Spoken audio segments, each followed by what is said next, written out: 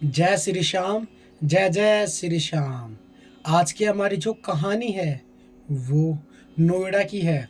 और जिस कहानी के आज हम बात करने वाले हैं उस कहानी में चार लोग हैं। एक माता पिता और एक उनकी बेटी और एक उनका मोह भोला भाई। ठीक है, तो कहानी शुरू करते हैं। कहानी सुनने से पहले अगर आप मेरे चैनल पे नए हैं तो प्लीज़ मेरे चैनल को सब्सक्राइब करो, साथ में बेल आइकन भी दबा दो। माता पिता जो घर घर में जाकर उनकी माता काम करती है और पापा पैर से लाचार हैं। वो पहले सिलाई किया करते थे और अब उनके पैर ने काम करना बंद कर दिया है। अब वो बैसाखी के सहारे चलते हैं, है ना। और इनकी जो बेटी है, जो गुड़िया, वो ट्यूशन वगैरह पढ़ाती है और अपना घर का खर्चा चलाती है। अभी तक बाबा इनकी ज़िंदगी में नहीं आए हैं। सुनो कहानी। इनका जो मुंह भोला भाई है, जिसका नाम प्रदीप है, वो एक रेडी लगाता है, जैसे पानी पूरी। वो भी वही करता है और काम वगैरह ठीक ठाक चलता है।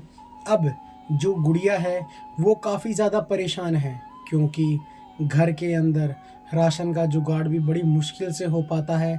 और अब बारिश का मौसम आने वाला है, छत से पानी टपकेगा।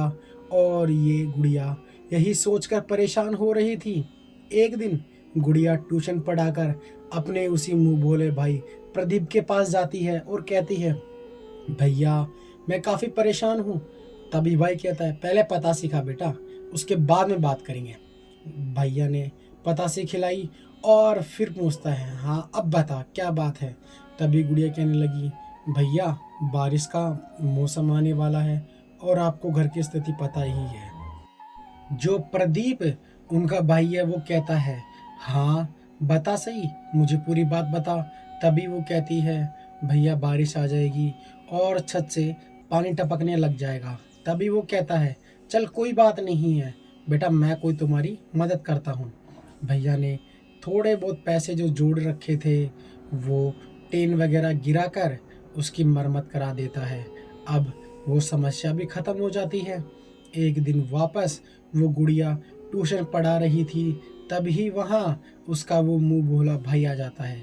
वो कहता है, बेटा क्या कर रही है।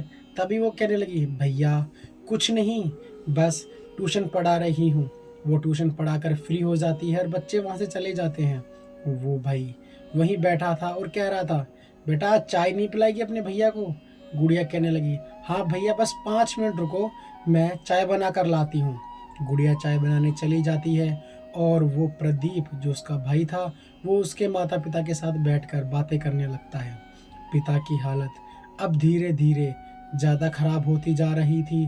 पहले तो उनका एक पैर खराब हुआ था और अब धीरे धीरे दूसरा पैर भी खराब होने लग गया था।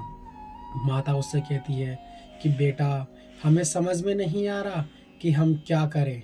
तभी वो कहने लगा, मैं और हमारे कुछ दोस्त हम श्याम बाबा के जा रहे हैं, आप बोलो तो आप भी चल सकती हो। तभी वो कहने लगी, श्याम बाबा मैं नहीं जानती। तभी वो कहने लगा, हारे के सहारा बाबा श्याम हमारा।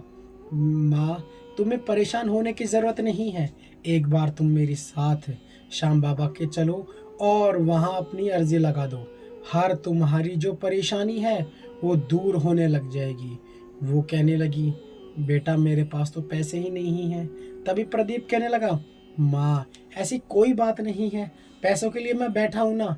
एक काम करो, तुम और गुड़िया चल चलो, पापा यहीं रहेंगे और हम सुबह जाएंगे और हो सका तो शाम को 12-1 बजे के आसपास घर पहुँच जाएंगे।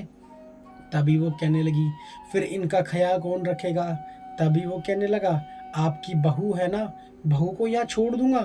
प्रदीप की शादी हो गई थी और उसकी एक बेटी भी थी, इसलिए वो यह कह रहा था। वो कहने लगी, चलो ठीक है। कुछ देर बाद गुड़िया चाय लेकर आ जाती है और अपने भैया को चाय देती है और कहती है, लो भैया आप चाय पियो। तभी वो कहने लगा, एक काम कर गुड़िया, कल सुबह तैयार होकर रहना। तभी गुड़िया कहने लगी, भैया सुबह कहीं हम चल रहे हैं क्या। तभी वो कहने लगा, हाँ बेटा हम श्याम बाबा के चल रहे हैं, वहाँ बहुत मज़ा आएगा और तुम्हें कोई प्रॉब्लम भी नहीं आने दूंगा। तभी वो अपनी माँ के मुंह की तरफ देखती है और कहती है, मम्मी पैसे। तभी वो भाई सुन लेता है और कहता है, बेटा तुझे पैसों की टेंशन लेने की कोई ज़रूरत नहीं है, मैं हूं ना, तेरा बड़ा भाई बैठा है, तो फिर क्या दिक्कत है, कल सुबह बस जाएगी और हम सब उसी बस में जाएंगे।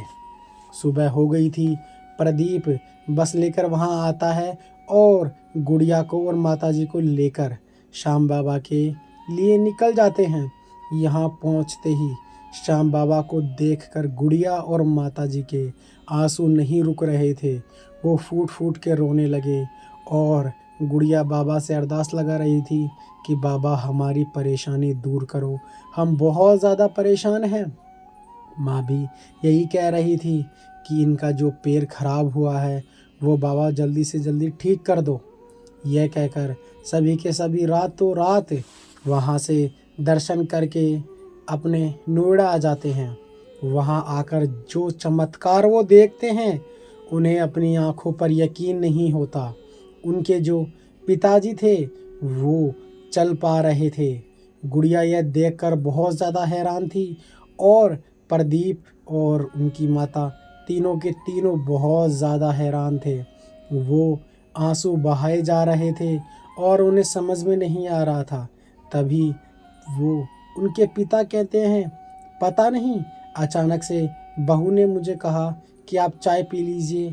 मैं खड़े होने की कोशिश करने लगा और अचानक मैं ज़मीन पर गिर गया।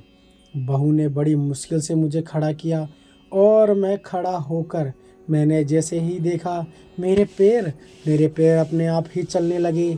मैं यह देखकर बहुत ज़्यादा खुश था और यह बात सुनकर सभी ने ज़ोर से जय श्री श्याम, जय जय श्री श्याम के नारे लगाने लगे। ये चमत्कार तो बस पहला ही चमत्कार था। धीरे धीरे गुड़िया का ट्यूशन बहुत ज़्यादा प्रचलित हो गया और आज भी गुड़िया लोगों को ट्यूशन पढ़ाती है और वो भी बहुत कम दाम में। आपको ये कहानी लग रही होगी लेकिन ये सच है। आप भी श्याम बाबा पर विश्वास करो और बोलो जय श्री श्याम, जय जय श्री श्याम।